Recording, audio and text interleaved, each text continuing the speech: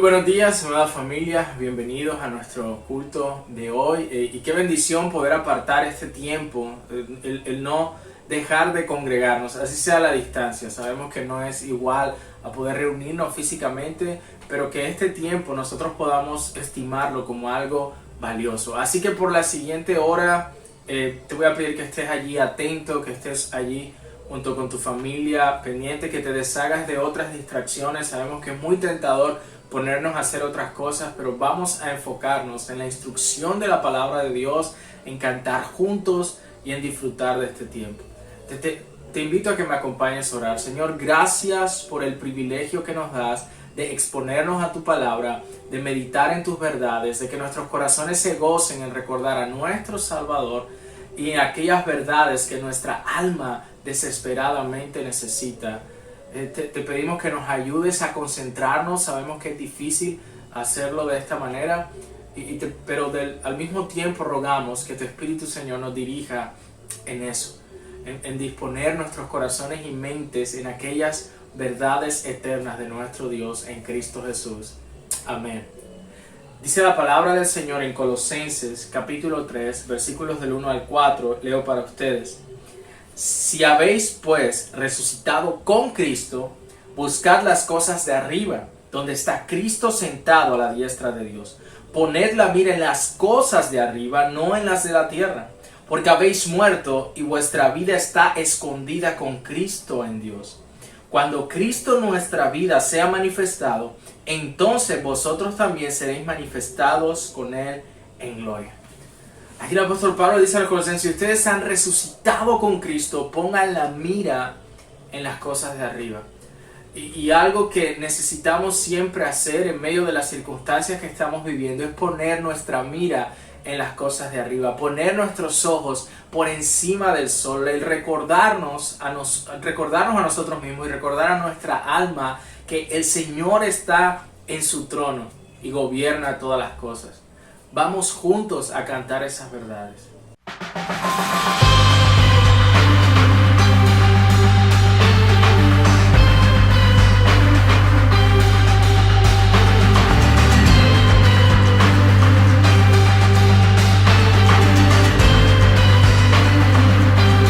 Por encima del sol hay una vista real. De allí la vida se puede ver como es en verdad. Una visión celestial de todo lo terrenal. Toda la historia se ve a la luz de la eternidad. Quiero fijar mis ojos mucho más allá de lo que puedo ver.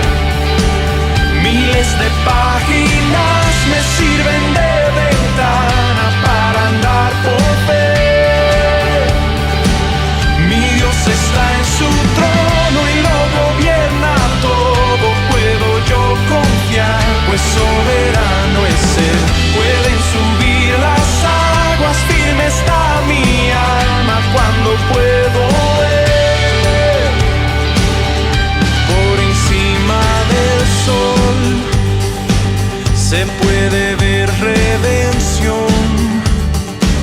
Todo lo viejo cambiando por una nueva creación. La más profunda aflicción luego se vuelve una nueva canción. Cuando yo puedo destello ver de la gloria de Dios. Quiero fijar mis ojos mucho más allá de lo que puedo ver. Miles de páginas me sirven de ventana para andar por ver. Mi Dios está en su trono y lo gobierna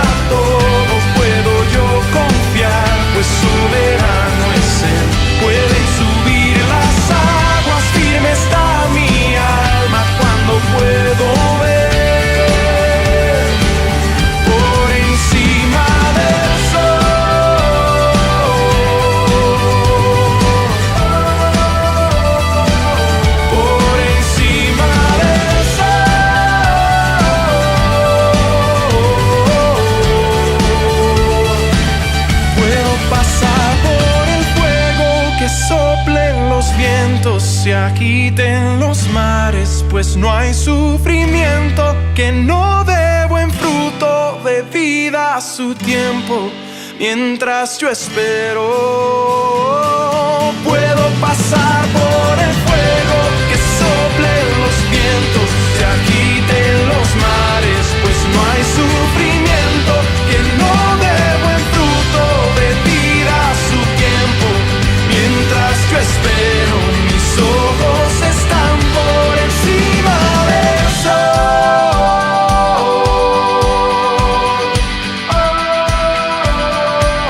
Quiero fijar mis ojos mucho más allá de lo que puedo ver. Miles de páginas me sirven de ventanas para andar por fe. Mi Dios está en su trono y lo gobierna todo. Puedo yo confiar, no es soberano, es Él. Puede subir las aguas, firme está mi alma cuando puedo ver por encima del sol.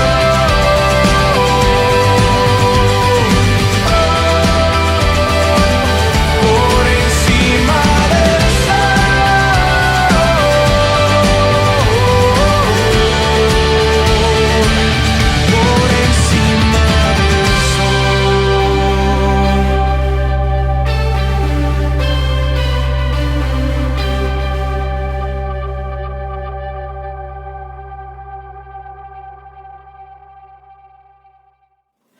Hola iglesia, muy buenos días. Me alegra poder compartir con ustedes un domingo más la palabra del Señor, deseando de todo corazón que podamos ser transformados por la gloria de su gracia, obrando en nosotros a través de su palabra. Y para ello quisiera que me acompañaran a orar, para presentar nuestros corazones delante de Dios y decirle: Dios, háblanos, transfórmanos desde adentro, conmueve nuestro ser para que podamos obedecerte, amarte y seguirte cada día de nuestras vidas y mucho más en la medida en que nos acercamos al cielo. Así que con tus ojos cerrados te invito a que levantes esta oración junto a mí en esta mañana. Amado Padre Celestial, eres tú el Dios soberano, el Dios de la historia, el Dios sin el cual el mundo, el universo no existiría, el Dios que ha determinado que exista el universo para sus propios propósitos, para su propia gloria. Deseamos, Señor, que nos muestres el esplendor de tu carácter a través de la palabra que vamos a escuchar el día de hoy.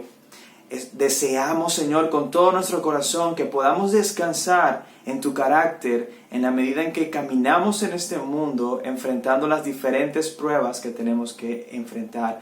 Capacítanos, Señor, danos de esa gracia a través de tu palabra que necesitamos para enfrentar cada día los retos que tenemos como creyentes en este mundo. Te lo pedimos en el nombre de Jesús. Amén y amén.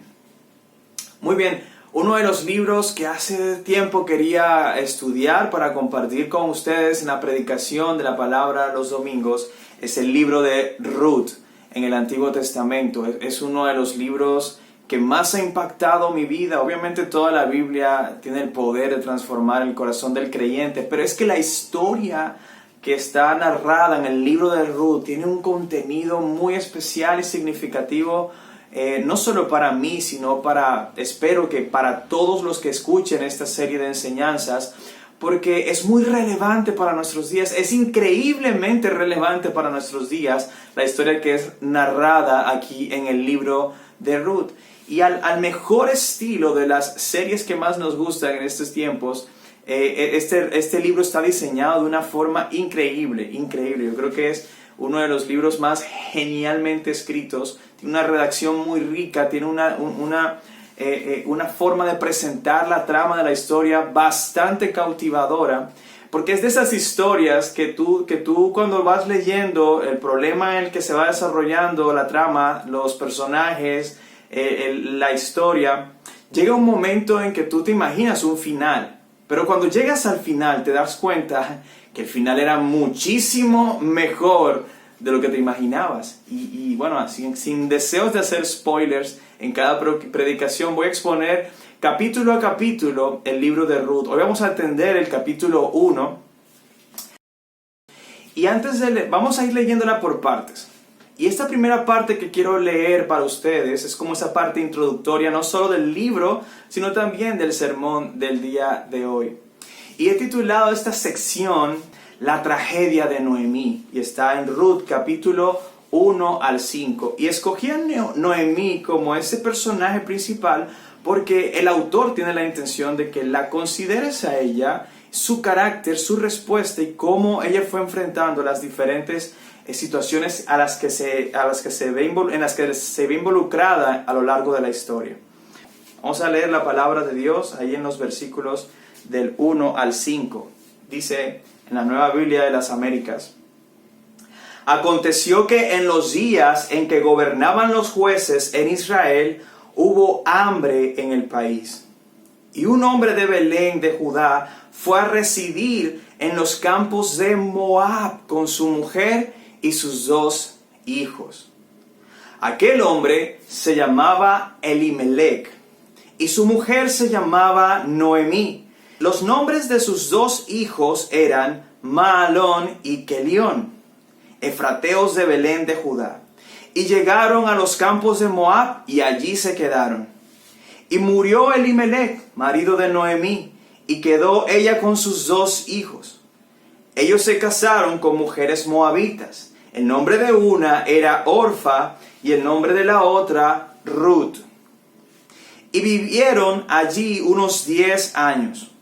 Murieron también los 2, Maalón y Kelión, y la mujer quedó privada de sus 2 hijos y de su marido.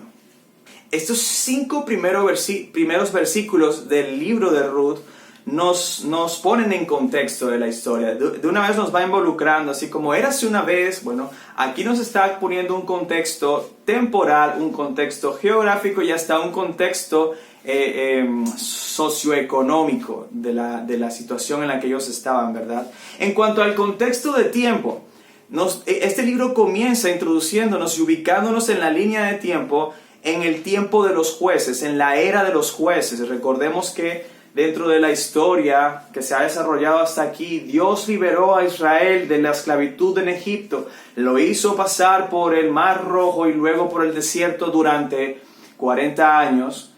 Al llegar a la tierra prometida, recuerden que Dios también abrió el Jordán, luego derribaron los muros de Jericó y comenzaron a tomar posesión de la tierra que el Señor les había dado. Entonces, después de Moisés y después de Josué, comenzaron a levantarse de líderes dentro del pueblo de Israel a los que se les llamaron jueces.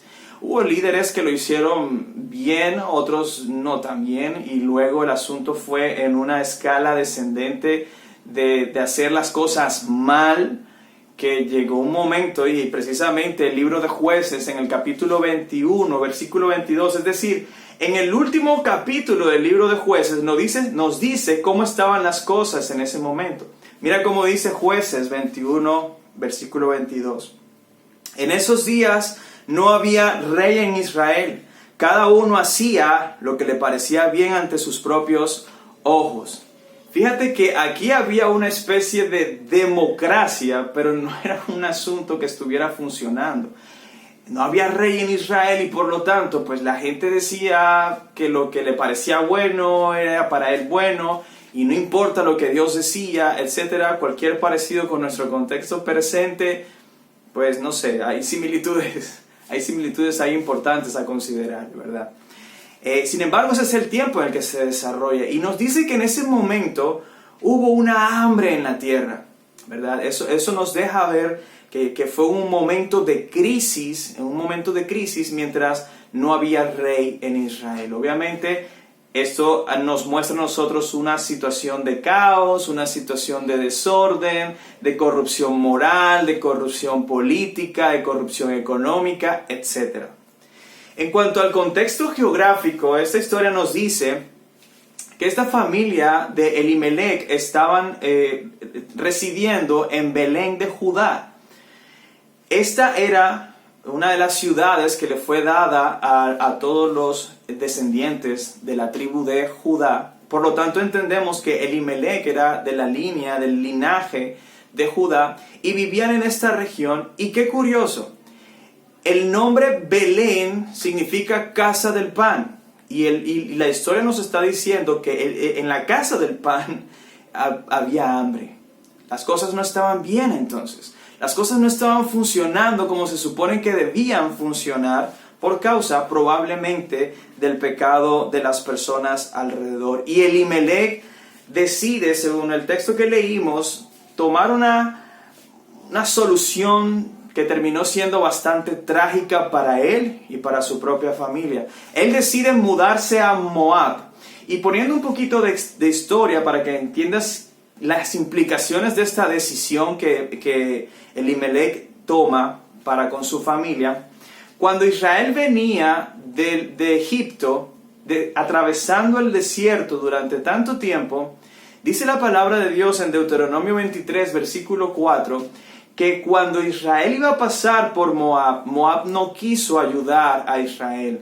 Y literalmente dice, no quiso ni darles paso, ni darles agua, ni darles pan. Bastante interesante ese dato, porque Elimelec sale de la casa de pan a un lugar que en el pasado ya le habían negado el pan al pueblo de Dios. Y Dios incluso decretó un juicio para la nación de Moab por causa de haber hecho eso que quedó registrado en Deuteronomio 23.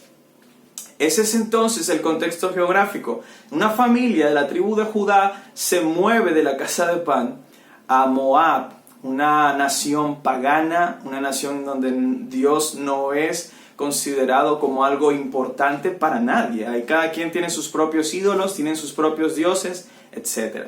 En cuanto al contexto económico, pues nos dice el texto que estaban pasando una gran hambre.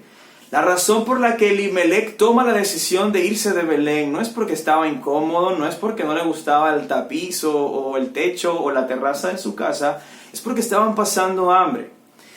Ahora, yo no creo que en este asunto nosotros podamos venir a juzgar a Elimelec por hacer lo que hizo. Es muy probable que tú o yo hubiésemos hecho algo similar. Nosotros somos muy dados a tomar decisiones apresuradas en medio de la crisis. Y aquí el libro nos está mostrando a un hombre que por proteger a su familia, por no dejar morir de hambre a su familia, no buscó a Dios, sino que quiso encontrar una solución desesperada y fue a terminar en Moab.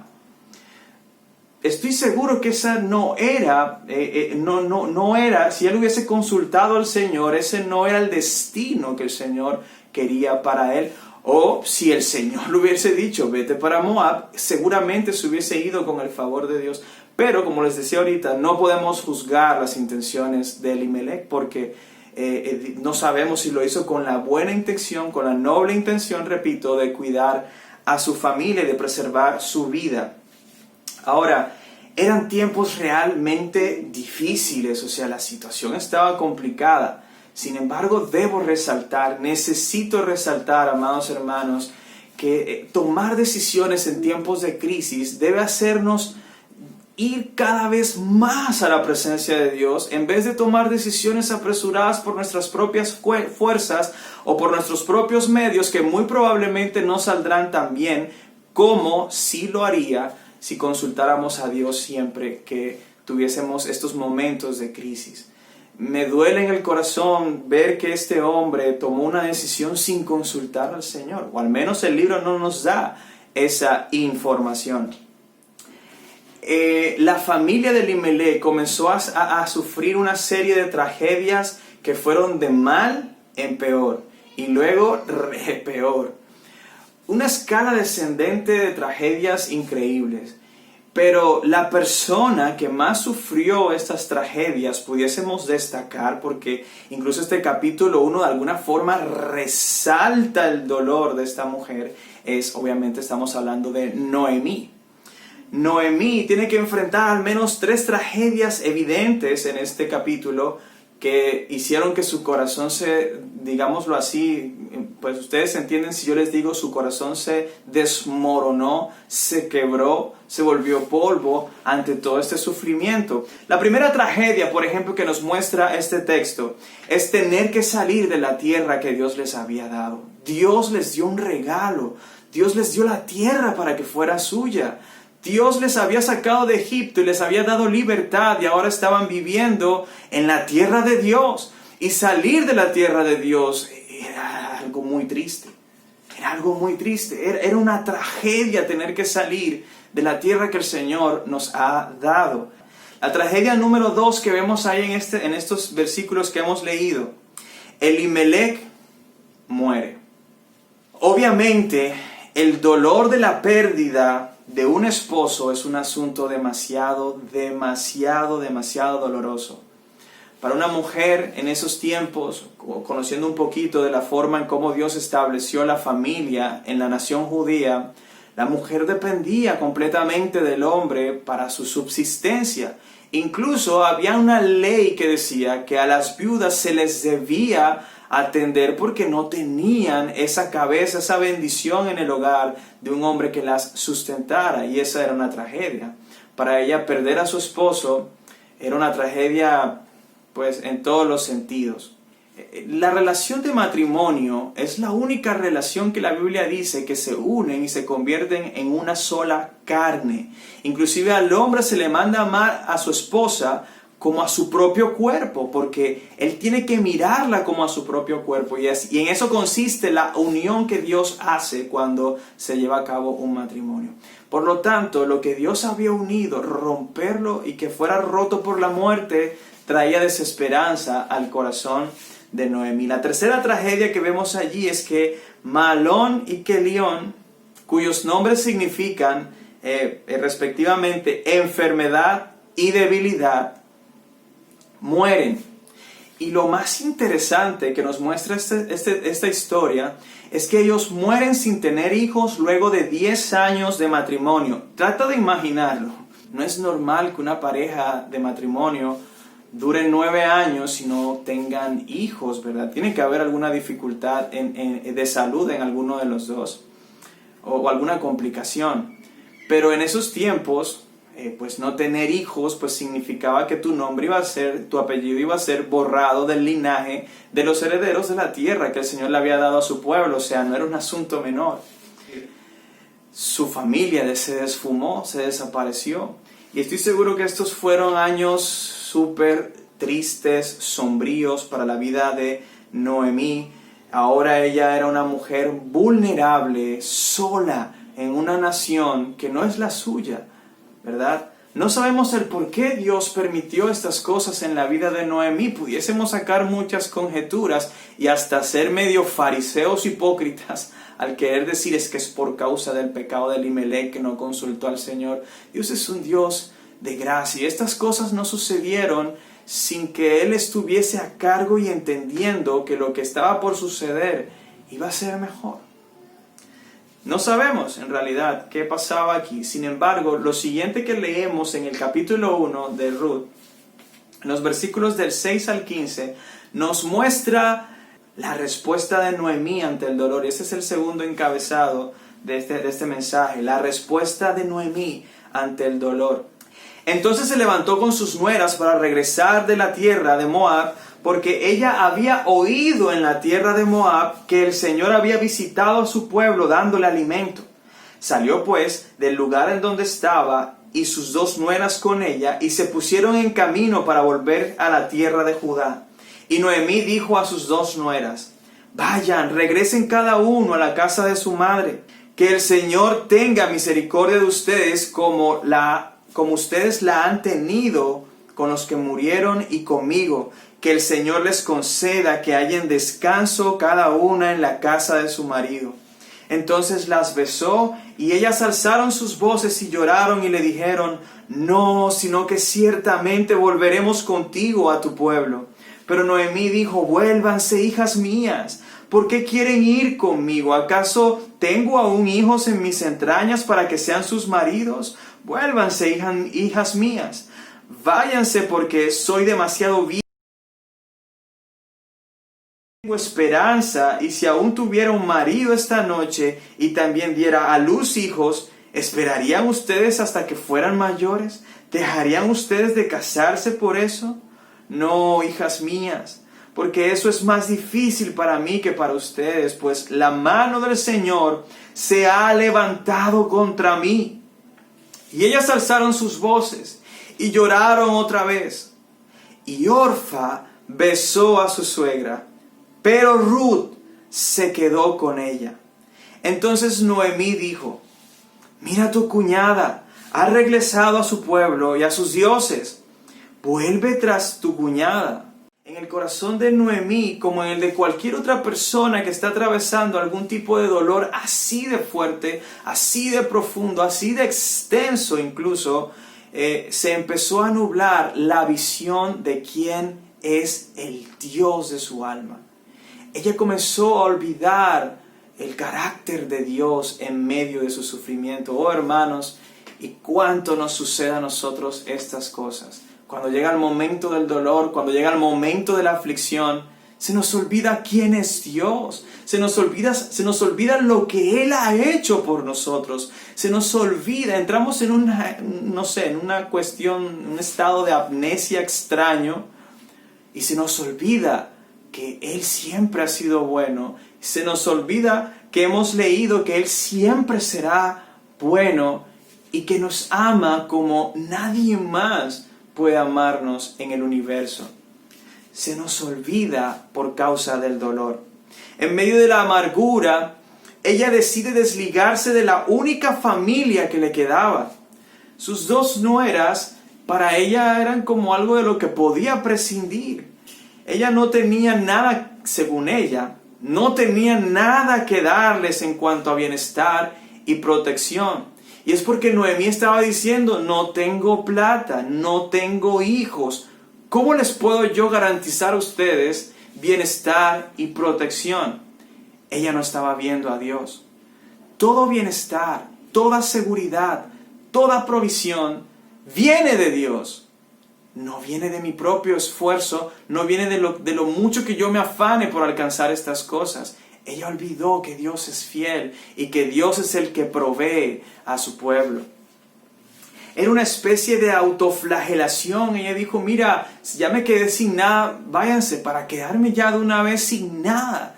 Era un asunto hasta depresivo en lo que había caído ella, de sentir lástima por sí misma. Y este es un estado bastante crítico en el que un cristiano puede caer. Y debemos estar alerta en nuestro corazón al respecto, porque eso es un momento o un estado emocional demasiado peligroso para el corazón de cualquier ser humano, Amado hermano, y si tú estás pasando por una situación de esas, tengo que decirte lo que le diría a Noemí en este punto de la historia: no te olvides de Dios, porque Dios no se ha olvidado de ti. Con su decisión de despedir a sus nueras para que volvieran a la casa de ellas, de sus padres, a sus dioses, porque ella le dice: mira, tu cuñada fue tras sus dioses, ve tú con ella. O sea, ¿cómo puedes mandar a alguien a irse tras de otros dioses? ¿Se te olvidó lo que Dios ha dicho?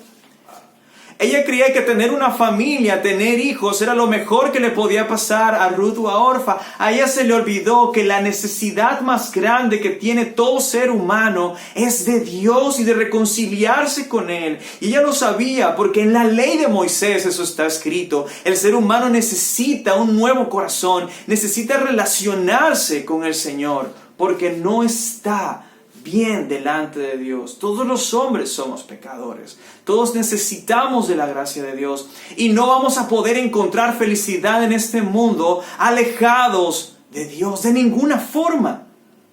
Un esposo no es lo que te va a hacer feliz. Si tú eres una hermana soltera que está esperando por ese hermano redentor, lo digo por la historia que viene. Hermana, eso no es lo que te va a hacer feliz. Incluso si tú crees que tener hijos es lo que te va a hacer feliz, eso no te va a hacer feliz. Nada en este mundo puede hacerte feliz como solo Cristo puede hacerlo. Si tú estás poniendo tu esperanza en cualquier otra cosa que no es Dios, tienes un ídolo en tu corazón. Y eso no está bien. Amados hermanos, no me malentiendan. La familia es buena. El matrimonio es espectacular. Pero Dios es mucho, mucho mejor que cualquiera de estas bendiciones que Dios nos permite disfrutar en esta vida. Ella supo que Dios había vuelto a derramar su favor en Belén. Escucha, ella supo que Dios había vuelto a derramar su favor en Belén y que había provisto pan para las personas. Y en su regreso no vio el futuro con esperanza, no podía ponerle esperanza a su visión del futuro, sino que estaba enfocada en su dolor. Si ella estuviera mirando al Dios que estaba volviendo a tener misericordia y gracia con el pueblo, su visión hubiese cambiado. Ella recordaría que Él es el tesoro que ella necesita para poder limpiar su corazón de la amargura de la que estaba ella abrazando en ese momento. Desafortunadamente, Orfa siguió el consejo de Noemí y se alejó de la única oportunidad que ella tenía de ser feliz, y era de entrar en una relación de pacto con el Dios de Israel.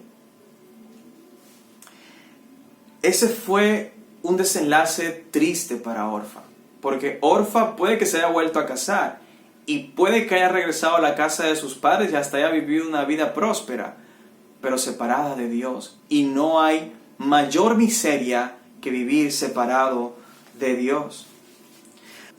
Pero a pesar de eso, entre líneas vemos la gracia de Dios actuar en la vida de Noemí. No sé si lo notaste, pero a Noemí llegaron buenas noticias. Dios ha regresado su favor, su gracia, su bendición a Israel.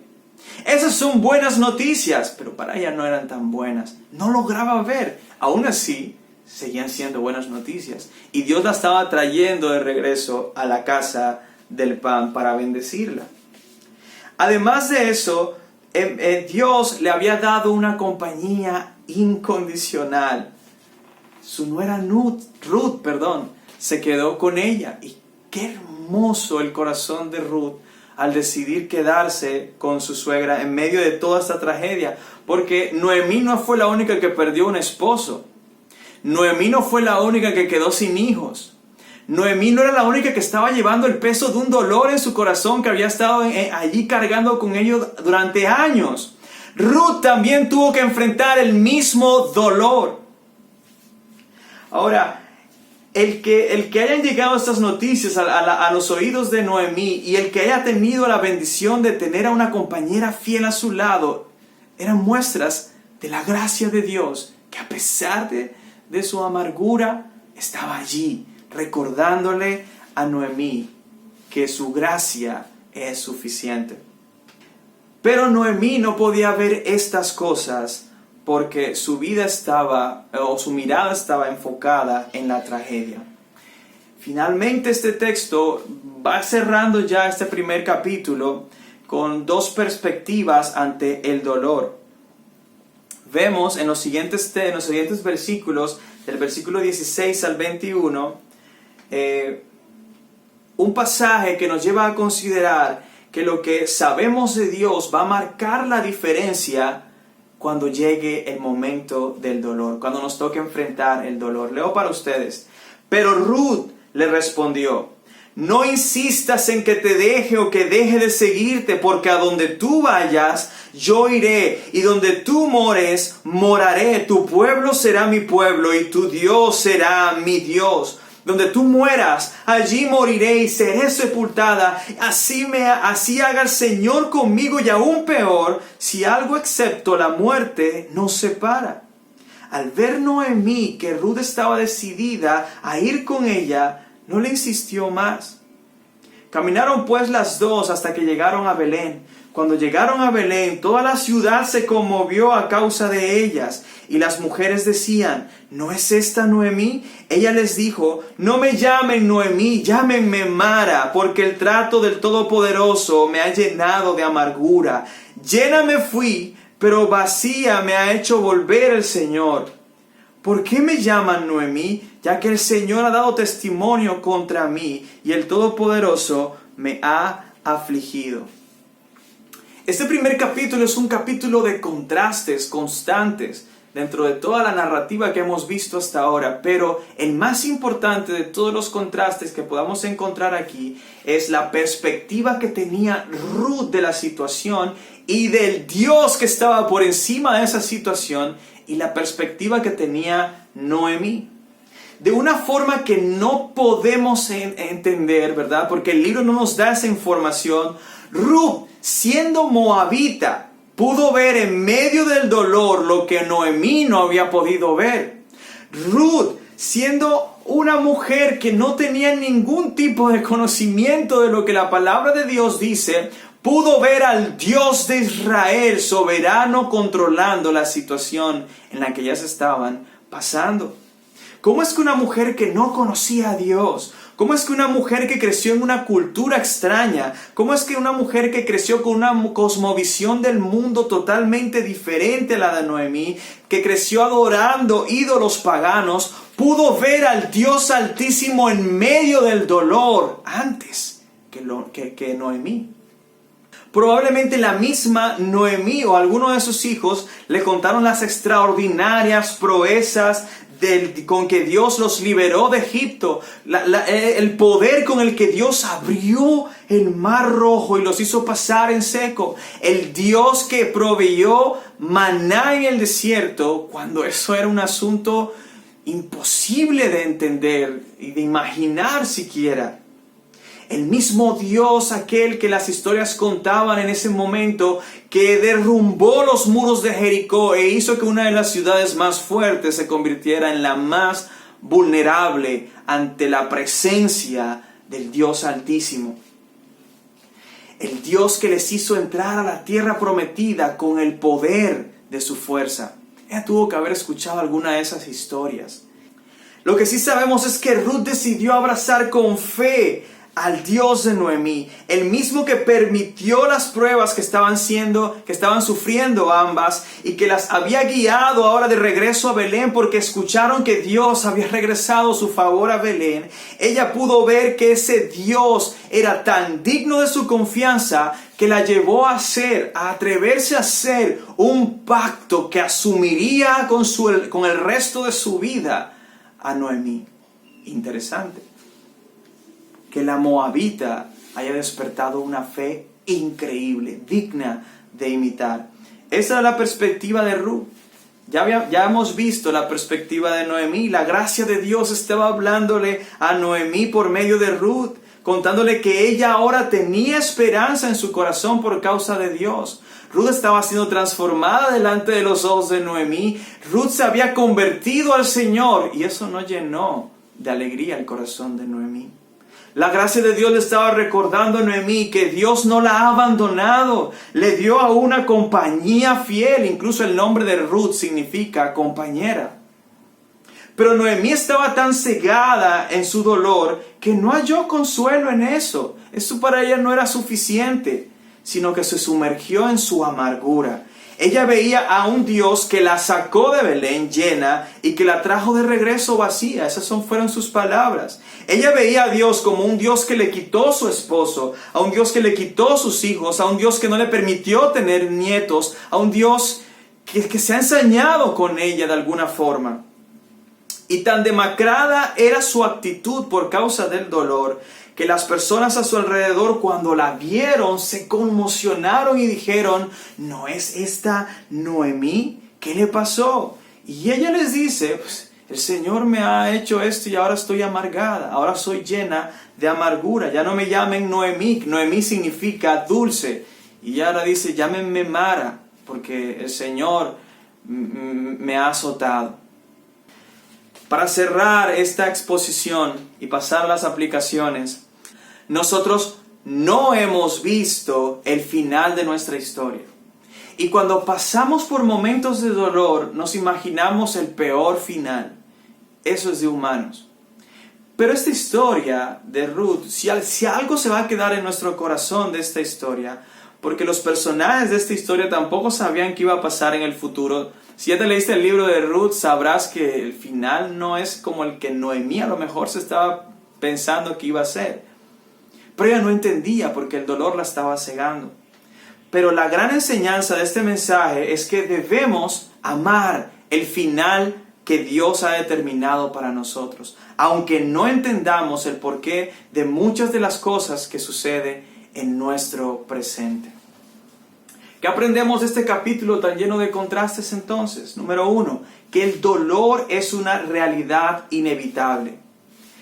Y es nuestro deber preparar nuestro corazón para enfrentar el dolor. Tú vas a enfrentar momentos de dolor, yo voy a enfrentar momentos de dolor y no sabemos cómo vamos a reaccionar ante el dolor. Ahora podemos decir, no, yo no haría eso que hizo Elimelech, no, yo no haría eso que hizo Noemí, pero otra cosa es cuando nos toca enfrentar el dolor. Ahí sí tenemos que preparar nuestro corazón para ese momento.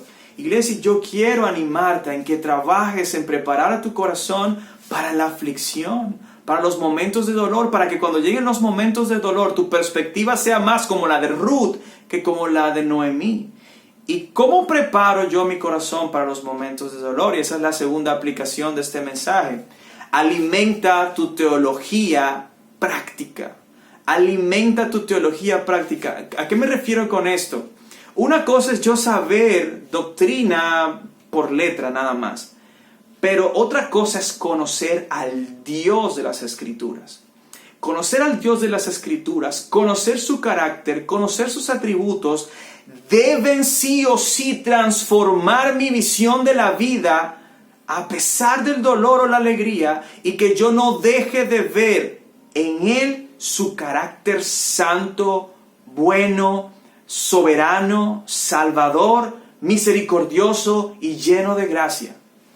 Así que conoce al Dios de las Escrituras para que cuando llegue el momento de la aflicción tú puedas entender que Dios no ha dejado de tener gracia contigo, de tener misericordia contigo, porque Él es un Dios que se complace en tener misericordia.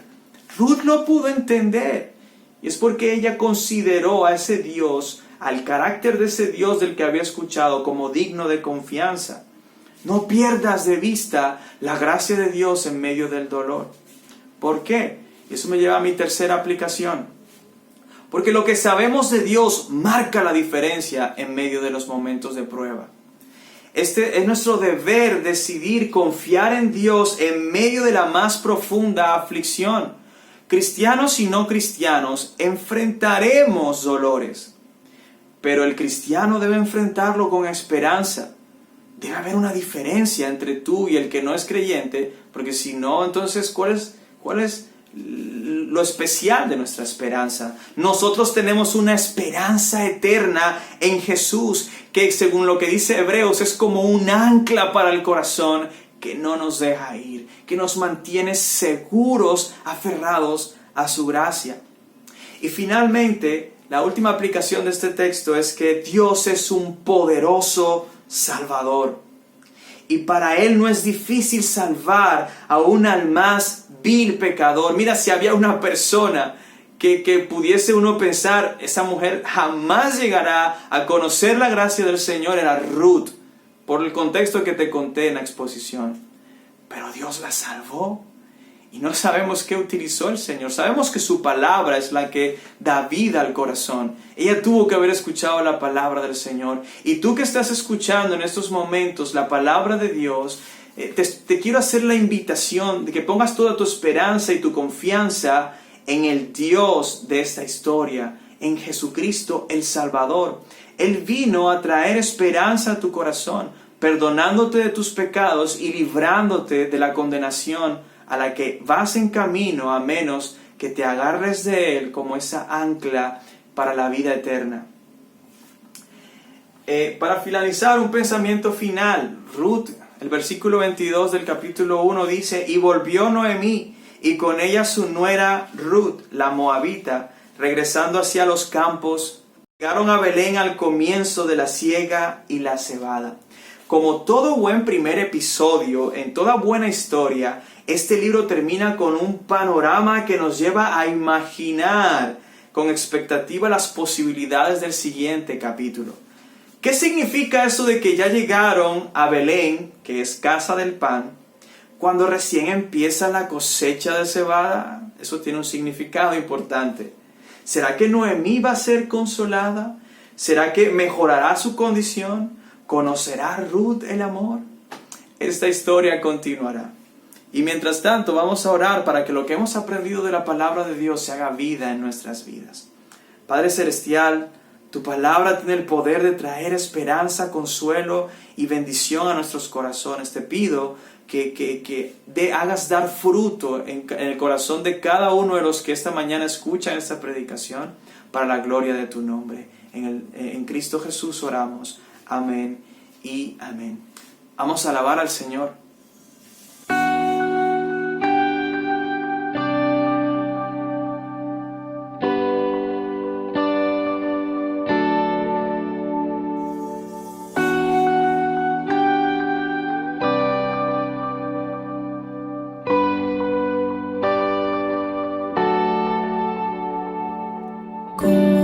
Recibiré de ti el bien y el mal rechazaré, si sé que tú eres Señor, soberano y justo, como el de alabarte en bendición y olvidarte en el dolor, si sé que tienes el control de toda tu creación.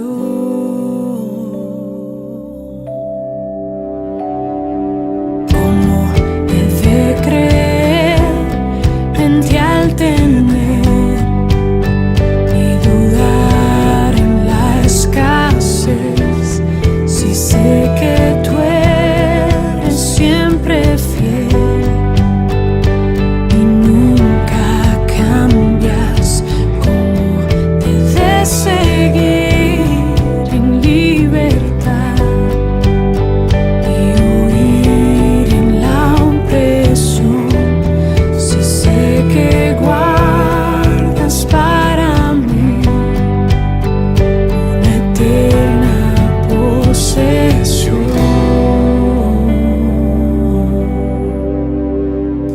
Bendito sea el nombre del Señor en todo tiempo, se haga tu perfecta voluntad en mí. Trae gloria a tu nombre a través de mi aflicción. Dame tu gracia para ver que vivir es Cristo.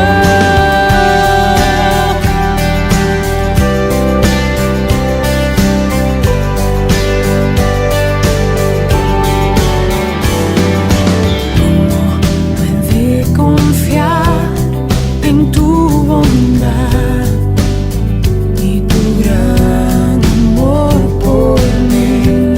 Si enviaste a Jesús en mi lugar a morir en una cruz, tu gracia es suficiente.